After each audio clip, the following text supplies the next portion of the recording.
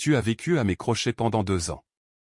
À part cuisiner, tu es inutile. Il s'est moqué de moi devant toute sa famille lors de sa fête de promotion. Puis sa mère a fait glisser les papiers du divorce vers moi. Signe ici. Tu n'es plus assez bien pour mon fils. Je les ai signés tranquillement. Le lendemain, quand il est arrivé au travail, ses employés l'ont regardé en état de choc. Attendez. Vous ne savez pas encore? La plus grande erreur qu'une femme puissante puisse faire est de se rabaisser juste pour protéger l'ego fragile d'un homme. Mon nom est Cora. J'ai 32 ans et pendant 2 ans, j'ai caché mes véritables capacités derrière la vie tranquille d'une femme au foyer dévoué. Cette illusion s'est brisée lors d'une fête de famille bondée à Philadelphie. Mon mari se tenait au centre de notre salon, tenant une coupe de champagne pour célébrer sa promotion officielle au poste de directeur général. La pièce bourdonnait de félicitations jusqu'à ce qu'il tourne soudainement son regard vers moi. Il m'a regardé droit dans les yeux et a prononcé les mots destinés à m'humilier. « Tu as vécu à mes crochets pendant 2 ans, a-t-il annoncé à voix haute. À part cuisiner, tu es complètement inutile. Tu ne peux même pas me donner un enfant. » Avant que l'écho de son insulte ne puisse s'estomper, sa mère s'est avancée. Elle a froidement fait glisser une liasse de papier de divorce préparée sur la table basse en verre. « Signe ici, a-t-elle exigé. Maintenant que mon fils est un cadre supérieur, tu n'es tout simplement plus assez bien pour lui. » Je n'ai ni crié ni fondu en larmes comme il s'y attendait manifestement. J'ai ressenti une clarté soudaine et absolue. J'ai calmement pris un stylo et signé mon nom au bas de la page sans lire une seule ligne. J'ai tourné le dos et suis sorti par la porte, les laissant à leur jubilation arrogante. Ils pensaient s'être débarrassés d'une femme au foyer inutile sans se rendre compte qu'ils venaient de déclarer la guerre à la personne qui contrôlait secrètement la totalité de leurs moyens de subsistance. Si vous voulez voir le retour à la réalité dévastateur qui l'attend au bureau demain matin, laissez un commentaire ci-dessous. Nous avons beaucoup d'autres histoires satisfaisantes qui vous attendent. Alors, assurez-vous de vous abonner à Revenge Mode dès maintenant pour ne jamais manquer un moment de karma. Continuons ce voyage ensemble. L'atmosphère suffocante du salon a été rapidement laissée derrière la porte claquée. J'ai marché droit dans le couloir en direction de la chambre principale sans jeter un regard en arrière à la célébration. J'ai sorti une petite valise en toile du placard et j'ai commencé à faire mes bagages avec une précision absolue. Je n'ai pris que les chemises en coton bon marché, les jeans délavés et les chaussures sans marque que j'avais portées au cours des 2 dernières années pour maintenir ma couverture. J'ai délibérément laissé tout le reste. J'ai laissé le canapé en cuir italien sur mesure dans le bureau, la machine à expresso importée sur le comptoir de la cuisine et la collection cachée de montres de luxe dans le tiroir du bas. J'avais acheté tous ces articles en utilisant des comptes anonymes pour m'assurer qu'ils vivaient confortablement sans s'interroger sur mes origines. Maintenant, ils pouvaient garder les meubles, mais ils allaient complètement perdre la fondation financière sur laquelle ils reposaient. J'ai fermé la valise, suis sorti par la porte d'entrée dans l'air frais de la nuit et j'ai commandé un taxi. Assise à l'arrière du taxi, traversant Philadelphie, je regardais les lumières de la ville défiler en flou par la fenêtre. Le silence dans la voiture m'a donné le temps de réfléchir à la décision qui m'avait amené ici. Je suis l'unique héritière de l'un des plus grands conglomérats pharmaceutiques de la côte est. Toute ma vie a été définie par les salles de conseil et les gens qui ne voyaient que les signes de dollars attachés à mon nom de famille. Il y a 2 ans, j'ai choisi de m'éloigner de cette réalité. J'ai emménagé dans une maison de banlieue moyenne et j'ai caché mon immense richesse derrière la façade d'une femme au foyer tranquille. Je voulais vérifier s'il était possible de vivre un amour désintéressé, construit sur le respect mutuel plutôt que sur la dépendance financière. Je lui ai donné mon temps et ma loyauté complète pour voir qui il était vraiment quand il pensait détenir tout le pouvoir. Le test était officiellement terminé. J'ai sorti mon téléphone de ma poche et composé un numéro sécurisé. La ligne s'est ouverte. J'ai parlé directement à mon avocat, Franklin. Je l'ai informé que l'expérience domestique était terminée de façon permanente. Je lui ai donné pour instruction de réactiver immédiatement mon accréditation de cadre supérieur au sein du conglomérat. Je lui ai dit de préparer les cadres juridiques pour une intervention rapide de l'entreprise et d'informer les principaux membres du conseil d'administration que mon congé sabbatique était terminé. Franklin n'a posé aucune question inutile. Il a simplement accusé réception des directives et a promis que tous les protocoles numériques seraient opérationnels dans l'heure. J'ai raccroché le téléphone, sentant les dernières traces de la personnalité soumise se dissoudre. Le taxi s'est arrêté devant une tour résidentielle surveillée dans le centre-ville de Philadelphie. J'ai payé le chauffeur et j'ai franchi les portes en verre renforcé. Le concierge m'a reconnu instantanément, m'escortant jusqu'à l'ascenseur privé. Les portes se sont ouvertes directement sur mon penthouse personnel. L'espace était vaste, minimaliste et équipé du plus haut niveau de sécurité numérique. Je suis entré dans la suite principale et j'ai laissé tomber le sac en toile sur le sol. Je me suis débarrassé des vêtements en coton quelconque. Je suis allé dans le dressing et j'ai sorti un costume d'affaires de cadre sur mesure. En boutonnant le blazer, je me suis regardé dans le miroir. La femme qui me regardait n'était plus une domestique en attente de validation. C'était un prédateur alpha du monde des affaires qui retournait sur son territoire. Je suis entré dans le bureau à domicile et me suis assise derrière le bureau en acier. J'ai démarré le serveur privé et me suis connecté au système exécutif interne en utilisant mes identifiants maîtres. L'écran a illuminé la pièce, affichant l'architecture financière que je contrôlais en tant que plus grand actionnaire. Au cours des 2 dernières années, j'avais secrètement orchestré toute sa trajectoire de carrière. J'étais la main invisible qui approuvait les décisions d'investissement stratégiques qui favorisaient sa division. J'allouais discrètement des budgets excédentaires à ses projets. J'ai directement acheminé nos clients d'entreprises les plus lucratifs vers son département pour m'assurer que ses indicateurs de vente semblaient toujours impeccables. Je l'ai poussé à gravir les échelons de l'entreprise, barreau par barreau, le laissant croire que sa promotion était le résultat de sa propre brillance.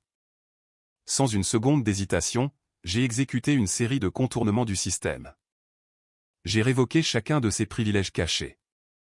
J'ai coupé les flux budgétaires stratégiques qui alimentaient son département et j'ai annulé les transferts de clients en attente prévus pour son portefeuille. Demain matin, il entrerait dans son nouveau rôle de cadre supérieur, complètement dépouillé de mon levier secret. Il devrait enfin se débrouiller seul, et je savais exactement à quelle vitesse il s'effondrerait. À 20h30 ce soir-là, j'ai lancé une vidéoconférence sécurisée depuis le terminal de mon bureau. L'écran s'est divisé en 2 flux distincts lorsque les cadres supérieurs se sont connectés à la ligne cryptée. J'ai regardé le directeur des ressources humaines, Marc, et la directrice juridique, Sarah. Ils semblaient tous deux alertes et prêts, comprenant qu'une convocation obligatoire un dimanche soir signalait une restructuration majeure de l'entreprise. J'ai court-circuité les salutations administratives standards et je suis allé directement aux directives opérationnelles concernant les annonces de cadres faites plus tôt cet après-midi. J'ai regardé droit dans l'écran et j'ai ordonné, suspendez immédiatement la nomination de Yann au poste de directeur général. Révoquez tous ses droits d'accès au système. Marc n'a pas hésité ni demandé de clarification concernant ce revirement soudain. Il a tapé rapidement sur son clavier pour accéder à la base de données principale des employés. J'ai regardé le flux administratif en direct sur mon moniteur secondaire pendant qu'il naviguait vers la liste des cadres. Il a localisé le profil d'emploi spécifique et a lancé les protocoles de contournement. Marc a changé la désignation du statut d'emploi de actif à en attente d'enquête interne en quelques frappes rapides.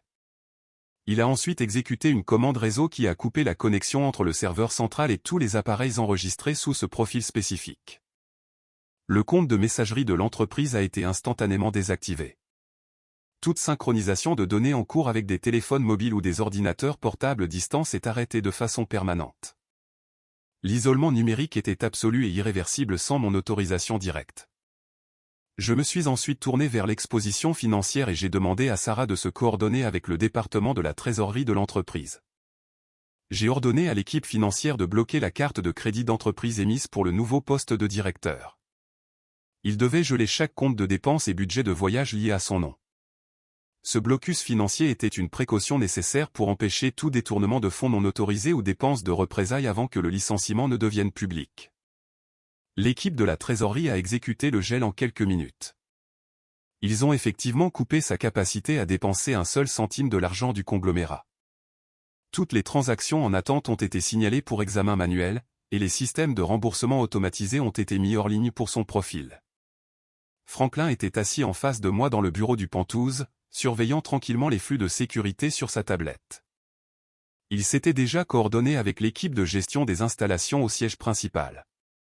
Franklin a hoché la tête et a confirmé, le système de sécurité du bâtiment a également reçu l'ordre. Demain matin, sa carte d'accès sera désactivée dès les tourniquets. Le périmètre physique était maintenant tout aussi impénétrable que le réseau numérique. Les gardes de sécurité à la réception ont été mis à jour avec les nouveaux protocoles d'accès, garantissant qu'aucune entrée non autorisée ne pourrait se produire sous le couvert d'un badge de cadre. Le piège était parfaitement tendu, attendant que la cible y entre au début de la journée de travail standard. La phase finale de la soirée consistait à préparer la documentation probante pour justifier le licenciement soudain et une éventuelle action en justice. J'ai rédigé une directive urgente au département d'audit interne. J'ai ordonné aux auditeurs principaux de mobiliser leurs équipes et de travailler toute la nuit pour examiner minutieusement les dossiers financiers de la division. Ils ont reçu pour instruction d'examiner chaque rapport financier, chaque demande de remboursement de frais et chaque contrat de distribution signé directement par lui au cours des 12 derniers mois. Je voulais une analyse médico-légale complète des flux de revenus et des accords avec les fournisseurs. Les auditeurs devaient tracer chaque dollar et vérifier la légitimité des partenaires logistiques tiers qui l'avaient intégré. Ce n'était pas simplement un examen superficiel pour satisfaire les protocoles des ressources humaines. C'était une enquête ciblée conçue pour découvrir toute divergence, tout pot de vin ou toute activité frauduleuse cachée dans les budgets du département. L'équipe d'audit a accusé réception du mandat et a commencé à extraire les fichiers archivés du stockage en nuage sécurisé. Il passerait les 10 prochaines heures à disséquer une année de transactions d'entreprise, à la recherche des preuves exactes requises pour transformer un simple licenciement en une frappe juridique dévastatrice. Je me suis déconnecté de la vidéoconférence et j'ai fermé le terminal, sachant que la machine de l'entreprise se mettait maintenant en marche sans relâche pour démanteler la carrière que j'avais autrefois construite. À 6 heures le lendemain matin, un coup sec a retenti dans le bureau silencieux du Pentouse avant que Franklin n'ouvre la porte et ne se dirige directement vers mon bureau. Il portait un dossier en manille remarquablement épais contenant les rapports préliminaires compilés pendant la nuit par l'équipe d'audit interne et mes enquêteurs privés. Il a placé le lourd document directement devant moi et a reculé, me permettant d'examiner les renseignements recueillis en silence.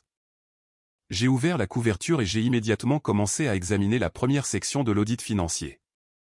Les feuilles de calcul imprimées détaillaient un drainage systématique et calculé de notre compte courant joint au cours des 12 derniers mois. Yann avait secrètement transféré des dizaines de milliers de dollars de nos fonds communs vers plusieurs comptes anonymes intraçables. Il a délibérément structuré les retraits en plus petits incréments aléatoires pour éviter de déclencher les alertes bancaires automatisées. Il a passé des mois à siphonner discrètement l'argent que j'avais fourni pour les dépenses ménagères courantes afin de servir son propre programme caché, croyant que sa manipulation financière resterait non détectée sous mon extérieur passif. J'ai tourné la page et j'ai trouvé un dossier d'enquête distinct joint au relevé bancaire. Franklin s'est avancé, pointant directement une photographie de surveillance attachée en haut de la pile. Nous avons découvert qu'il entretenait une liaison extra-conjugale avec une femme nommée Ruby depuis 6 mois. Il finançait toutes ses dépenses, a déclaré Franklin. J'ai pris les photographies et j'ai examiné la chronologie de sa tromperie. Les images les montraient en train de dîner dans des restaurants exclusifs, de sortir de boutiques de luxe et d'entrer dans un complexe d'appartements haut de gamme situé de l'autre côté de la ville. Les dossiers financiers correspondants prouvaient qu'il payait son loyer mensuel et finançait son style de vie somptueux en utilisant l'argent exact qu'il avait volé de notre compte joint. J'ai regardé les reçus de cartes de crédit joints détaillant les transactions pour des sacs à main de créateurs, des bijoux en diamant et des escapades de week-end coûteuses. Une prise de conscience froide et mécanique s'est installée alors que je reliais les dates sur les reçus à son comportement agressif à la maison. Il achetait des produits de luxe pour sa jeune maîtresse tout en se tenant dans notre salon, me regardant de haut et m'insultant d'être une profiteuse inutile. Il a construit toute sa personnalité arrogante et a financé sa vie secrète en utilisant mes ressources financières, tout en me traitant comme un fardeau. Je n'ai ressenti ni chagrin d'amour ni trahison en examinant les preuves photographiques. Je n'ai ressenti qu'une pulsion vive et calculatrice de démanteler chaque confort qu'il pensait posséder. La maison qu'il occupait actuellement avec sa mère était la prochaine cible logique dans la séquence de récupération d'actifs. J'ai rassemblé les photographies, les relevés bancaires et les feuilles de calcul de l'audit, en alignant parfaitement les bords avant de les remettre dans le dossier en manille. J'ai fermé le dossier et j'ai commandé froidement, préparé les documents immobiliers. J'ai acheté cette maison à 100% en espèces. Révoquer son droit de résidence aujourd'hui. Franklin a hoché la tête instantanément, comprenant la trajectoire agressive de la stratégie juridique. Il a sorti son ordinateur portable de sa mallette et a commencé à rédiger la poursuite civile directement à mon bureau. Parce que j'avais transféré la totalité du montant de l'achat directement de ma fiducie privée avant de lui permettre de mettre son nom sur l'acte de propriété, la propriété légale restait fortement en ma faveur. Franklin a utilisé une clause spécifique dans les lois locales sur la propriété concernant la fraude financière pour lancer un protocole de reprise de possession d'urgence. Il a préparé l'injonction à déposer auprès du tribunal municipal dès l'arrivée du juge-président à ses chambres. La manœuvre juridique a été conçue pour être rapide et absolue. Franklin a finalisé la requête pour une ordonnance d'expulsion immédiate, citant la fraude financière documentée et le manquement à l'obligation fiduciaire comme motifs principaux du mandat d'urgence. L'objectif était d'obtenir un huis clos approuvé par le tribunal avant même que Yann ne comprenne que sa carrière en entreprise était déjà terminée. Au moment où l'encre sécherait sur la signature du juge, Yann et sa famille seraient légalement interdits de franchir le seuil de cette propriété. Ils n'auraient pas la possibilité de revenir, d'emballer les meubles coûteux ou de tenter de réclamer l'un des actifs situés à l'intérieur de la résidence. J'ai regardé Franklin relire les dernières pages de la poursuite, vérifiant chaque statut juridique pour m'assurer qu'il n'y avait aucune faille de procédure. La barricade légale était maintenant entièrement construite. Il a transmis les fichiers numériques directement au système de dépôt du palais de justice et a rangé son équipement, se préparant à exécuter le huis clos physique plus tard dans l'après-midi. À 7h15 ce matin-là, le terminal de communication sécurisé de mon bureau a sonné avec une transmission entrante de haute priorité. L'équipe d'audit interne avait terminé son analyse médico-légale après avoir travaillé sans relâche toute la nuit. Le voyant de notification clignotait régulièrement, indiquant un résumé exécutif urgent. J'ai ouvert l'interface réseau crypté et j'ai téléchargé les fichiers numériques joints. Les documents étaient fortement expurgés et saturés de surlignages rouges vifs pointant directement vers de graves anomalies opérationnelles dans la phase de distribution pharmaceutique. Les auditeurs avaient réussi à pénétrer dans les lecteurs départementaux protégés et à extraire les données brutes d'approvisionnement. J'ai étendu les feuilles de calcul sur mes 2 moniteurs et j'ai commencé à analyser les transactions signalées. Les données ont révélé un schéma délibéré et très sophistiqué de sabotage d'entreprise entièrement orchestré par Yann. Il avait systématiquement falsifié les rapports de revenus trimestriels pour gonfler artificiellement les indicateurs de performance de son département. Au-delà des feuilles de calcul manipulées, les données brutes ont exposé un mécanisme de vol concret. Yann avait activement approuvé de faux bons de livraison, autorisant des expéditions massives de notre inventaire médical à haut rendement vers des sociétés écrans fictives. Il a exploité sa nouvelle autorisation administrative pour contourner les contrôles de conformité standards et enregistrer des fournisseurs fantômes dans le système d'approvisionnement de l'entreprise. Il a généré de fausses factures pour ses livraisons fantômes, empochant ainsi les énormes commissions de distribution et canalisant le capital de l'entreprise dans ses propres comptes cachés. Le flux de la vidéoconférence s'est connecté automatiquement, affichant le chef de l'audit, David. Il était assis dans la salle de conférence du siège principal, entouré de piles de registres imprimés, l'air épuisé mais entièrement résolu. Il a ajusté son microphone et a regardé directement dans l'objectif de la caméra pour livrer son évaluation finale. Madame la Présidente, il a détourné des fonds de l'entreprise de manière continue au cours des 3 derniers trimestres. Ce comportement fournit des motifs suffisants pour des poursuites pénales, a rapporté David à travers l'écran. J'ai légèrement minimisé le flux vidéo et j'ai sorti le dossier financier personnel que Franklin avait livré 1 heure plus tôt. J'ai placé les feuilles de calcul de l'audit de l'entreprise juste à côté des relevés bancaires privés. J'ai commencé à croiser les dates et les valeurs monétaires exactes. Les chiffres correspondaient parfaitement. Les paiements de commissions illicites extraits des sociétés écrans correspondaient au flux de trésorerie précis que Yann utilisait pour maintenir son style de vie luxueux nouvellement acquis. Chaque fois qu'une fausse expédition pharmaceutique était enregistrée dans le système de l'entreprise, un retrait correspondant apparaissait dans ses comptes cachés quelques jours plus tard pour financer des achats de créateurs, des dîners coûteux et des hébergements de luxe. Chaque dollar qu'il utilisait pour soutenir sa maîtresse, Ruby, était directement volé à mon conglomérat.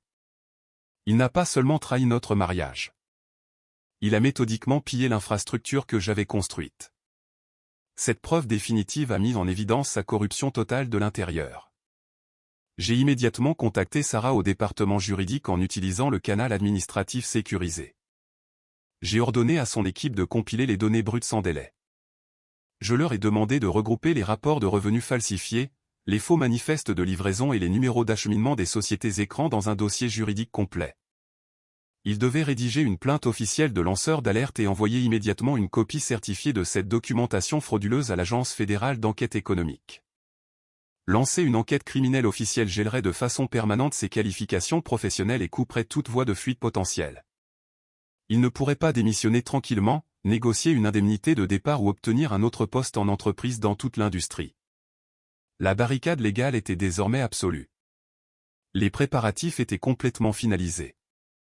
J'avais démantelé son accès financier, sécurisé mes biens immobiliers et garanti ses poursuites pénales imminentes. J'ai pris ma tasse de café en porcelaine et j'ai bu une lente et délibérée gorgée. J'ai détourné mon attention des moniteurs lumineux et j'ai regardé de l'autre côté du bureau. J'ai souri à Franklin, ressentant un sentiment froid et inébranlable de contrôle absolu sur la situation imminente. Laissez le directeur des ressources humaines lui réserver un accueil très chaleureux à 8 heures. Je veux qu'il comprenne ce que signifie tout perdre, ai-je dit calmement. Franklin a hoché la tête en silence, rangeant sa tablette dans sa mallette, pleinement conscient que le piège était armé et attendait que la cible y entre. Exactement 8 heures. L'atmosphère à l'intérieur du bureau de la direction générale était empreinte d'une tension inhabituelle et lourde. Yann entra avec assurance dans le hall principal du conglomérat pharmaceutique. Il portait un costume cher nouvellement taillé, s'attendant clairement à une matinée remplie de félicitations et d'applaudissements de la part de ses subordonnés. Il passa devant la réception sans regarder le personnel et se dirigea directement vers les ascenseurs des cadres. Il leva la main et passa sa carte d'accès contre le lecteur de sécurité. Au lieu du carillon habituel et de l'ouverture des portillons en verre, le système émit une tonalité d'erreur stridente. Une lumière rouge fixe clignota sur le panneau du lecteur. Fronçant les sourcils, il passa la carte avec force une deuxième fois, puis une troisième. Les portillons restèrent fermement verrouillés, et la lumière rouge continua de clignoter, signalant un refus d'accès complet. Des dizaines d'employés arrivant pour leur service du matin commencèrent à ralentir, observant le cadre nouvellement nommé se débattre au point d'entrée. La porte en verre de la salle de conférence du rez-de-chaussée s'ouvrit. Marc, le directeur des ressources humaines, sortit dans le hall. Il était flanqué de 2 grands gardes de sécurité vêtus d'uniformes tactiques noirs. Marc portait une boîte en carton vide sous son bras gauche et tenait un document officiel estampillé d'un sceau d'entreprise rouge dans sa main droite. Il s'arrêta juste devant les portillons de sécurité verrouillés, regardant Yann à travers l'épaisse barrière de verre. Le hall devint complètement silencieux. Les murmures des employés observateurs cessèrent lorsque tout le monde reconnut le protocole d'exécution standard de l'entreprise. Marc n'offrit pas de salutation polie ni ne demanda à Yann d'entrer dans une pièce privée. Il leva le document et commença à lire l'ordre de licenciement officiel d'une voix claire et projetée qui résonna sur le sol en marbre. Marc déclara que Yann était déchu de son titre de directeur général nouvellement nommé et licencié du conglomérat avec effet immédiat. Il cita une fraude documentaire grave et le détournement systématique de fonds de l'entreprise comme motifs indiscutables du licenciement immédiat. Les employés environnants haltèrent doucement, échangeant des regards choqués alors que les accusations de crimes financiers étaient révélées au grand jour au milieu du hall principal. Yann resta figé une fraction de seconde avant que son visage ne devienne rouge vif d'une rage soudaine et incontrôlable. Il frappa du poing contre le portillon de sécurité, fusillant du regard le directeur des ressources humaines et les gardes. « Vous êtes tous fous. Je viens d'être promu. Appelez le président du conglomérat ici pour moi immédiatement, cria Yann, sa voix se brisant de désespoir et de fureur. Marc ne sourcilla pas face à l'explosion. Il retourna calmement la lettre de licenciement, pressant le dos du document contre le portillon en verre pour que la signature autorisée soit entièrement visible. La personne qui a signé cette décision de licenciement est le président du conglomérat, et elle demande si vous reconnaissez la signature de votre femme, répondit Marc d'un ton égal. Avant que Yann ne puisse assimiler les mots, l'immense écran de présentation à LED monté sur le mur principal du hall s'alluma soudainement. La vidéo promotionnelle standard de l'entreprise disparut.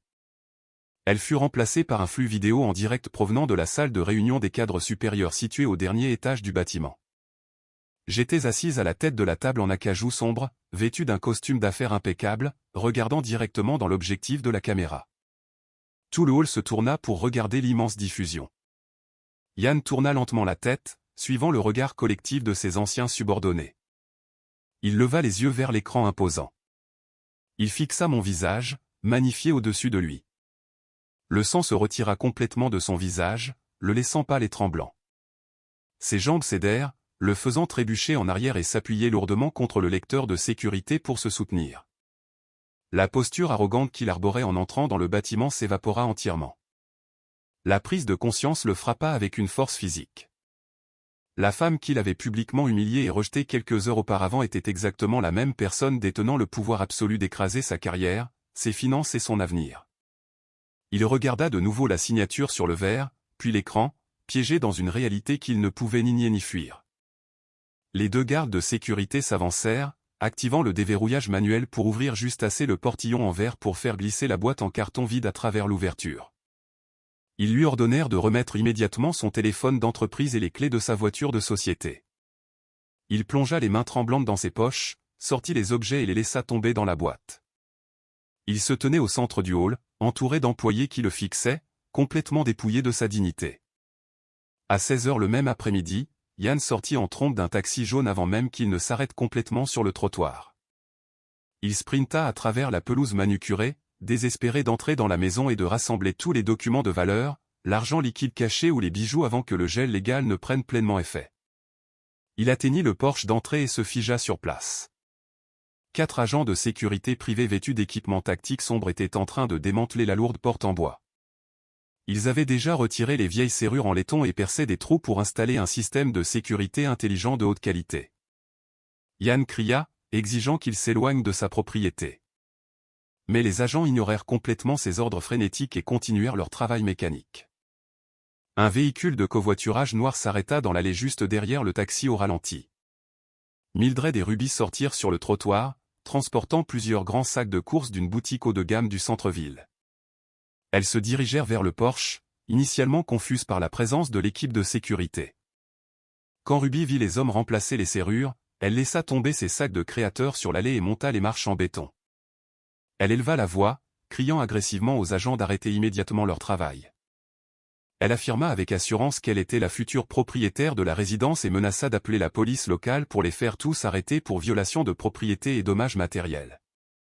Une berline noire élégante s'arrêta en douceur le long du trottoir, se garant directement derrière le véhicule de covoiturage. J'ouvris la portière passager et descendis sur le trottoir.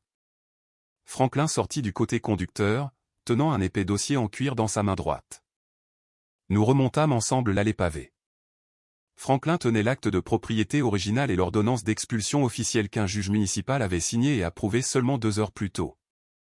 Les disputes bruyantes sur le porche cessèrent au moment exact où ils remarquèrent mon approche.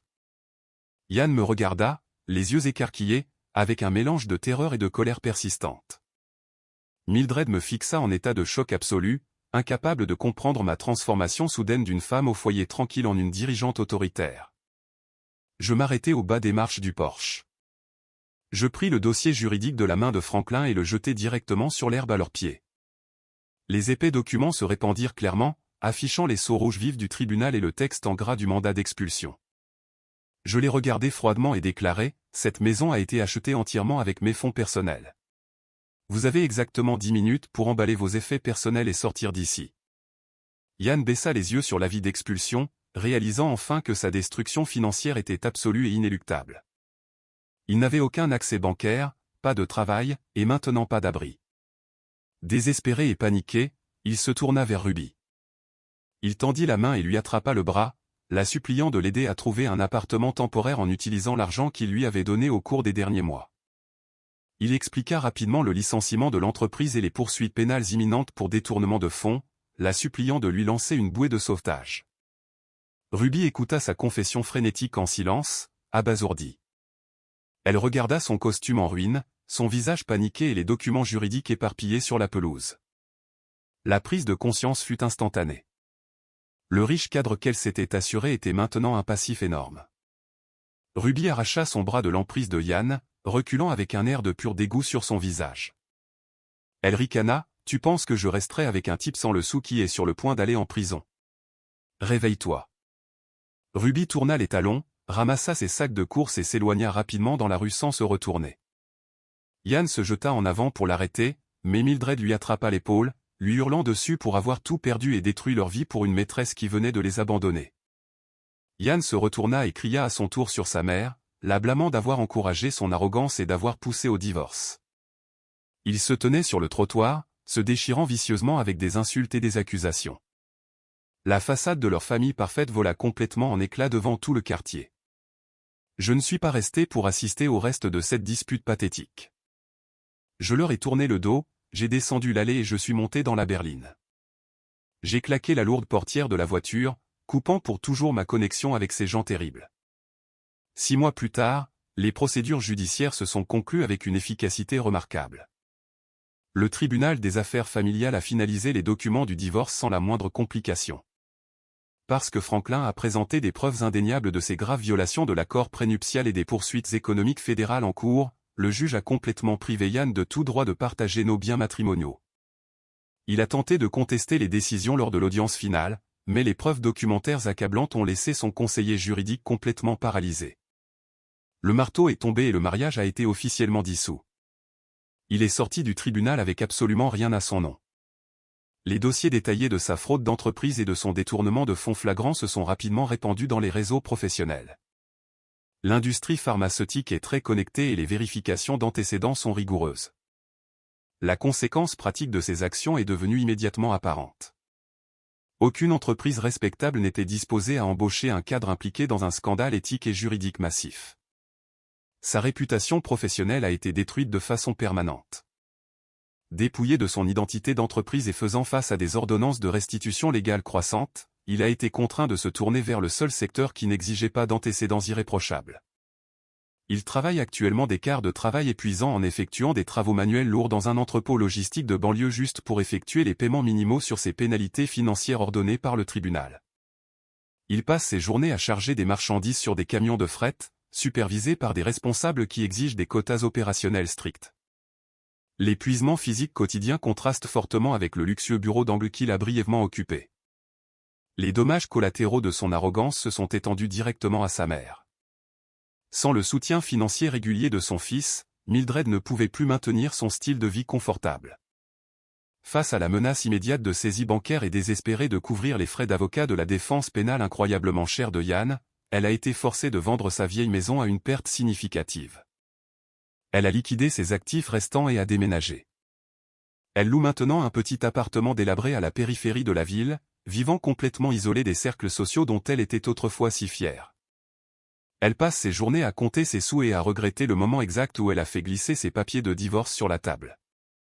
La jeune maîtresse qui a contribué à déclencher cet effondrement n'est pas restée pour partager le fardeau.